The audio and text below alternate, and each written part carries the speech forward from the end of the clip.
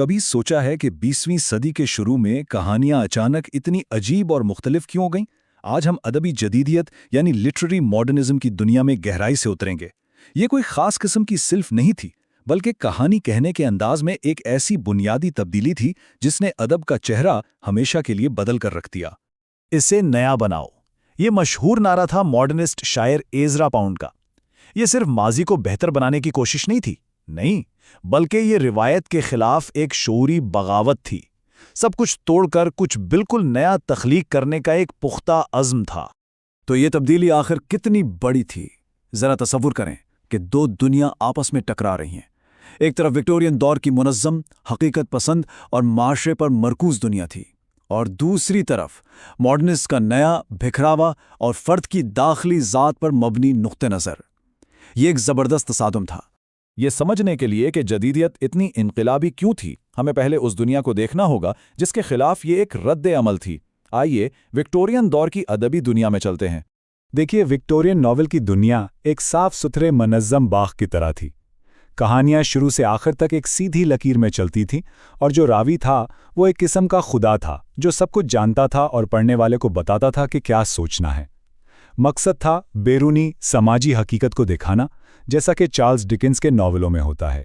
इस दौर की सबसे मशहूर शक्ल थी बिल्डिंग्स रोमान, यानी तालीमी नॉवल।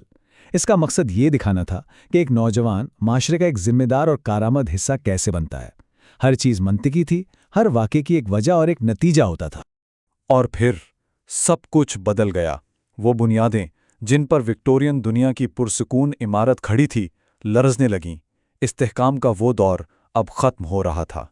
20वीं सदी के शुरू में ये एहसास गहरा हो रहा था कि दुनिया बिखर रही है। शायर W.B. यीट्स ने इसे बेहतरीन अल्फाज में बयान किया। चीज़ें बिखर जाती हैं, मरकज़ कायम नहीं रह सकता। फनकारों को अब इस बिखरी हुई हकीकत को बयान करने के लिए नए तरीकों और एक नई ज़ुबान की ज़रूरत थी। तो इस इंतशार का सबब क्या था? बहुत सी चीज़ें। पहली जंग अजीम की बेमिसाल तबाही ने तरक्की और इंसानियत के नज़रिए को चकनाचूर कर दिया। बड़े शहरों की भीड़ और तन्हाई ने लोगों को एक दूसरे से अजनबी बना दिया।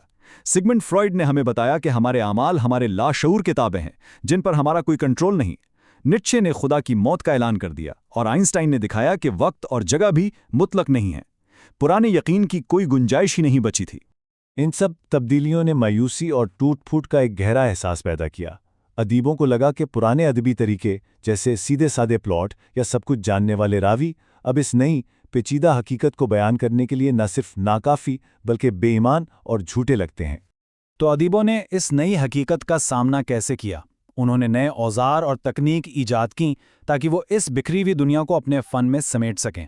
आइए देखते हैं कि ये औजार आखिर थे क्या। जदीदियत की शायद सबसे इनकलाबी तकनीक शऊर की रो थी। इसका मकसद जहन के अंदरूनी काम को हूबहू पेश करना था। ख्यालात, यादों और एहसासात का वो बेतरतीब और मुसलसल बहाव जो हमारे दिमाग में हर वक्त जारी रहता है। ये लिखने का एक इंतहाई मुश्किल तरीका था, लेकिन जेम्स जॉयस और वर्जीनिया वुल्फ जैसे मुसन्निफीन ने इसमें कमाल हासिल किया। वर्जीनिया वुल्फ ने इसे खूबसूरती से बयान किया जब उन्होंने कहा कि ज़िंदगी एक कितार में तरतीब से लगी हुई गैस की लालटेनों का सिलसिला नहीं है, ज़िंदगी एक रोशन हाला है। मॉडर्निस्ट्स के लिए असल हकीकत बाहर की दुनिया में नहीं, बल्कि फ़र्द के जहन के अंदर की इस पेचीदा बदलती हुई दुनिया में थी। और भी बहुत से नए औजार थे। उन्होंने ऐसे रावी इस्तेमाल किए जिन पर भरोसा नहीं किया जा सकता था, जो कहानी का सिर्फ अपना रुख बताते। उन्होंने कहानियों को वक्त में आगे पीछे छलांग लगाते हुए टुकड़ों में बयान किया। शायरी और नस्र की सरहदों को मिटा दिया गया। ये सब कुछ इस दुनिया की अक्कासी करने के लिए था जो अब मंतिकी और सीधी साधी नहीं रही थी। तो आइए इन दोनों अदबी दुनियाओं का मुवाजना करते हैं। विक्टोरियन नॉवेल यानी बिल्डिंग्स रोमान का मकसद फ़र्द को मुआशरे का एक कारामद हिस्सा बनते दिखाना था।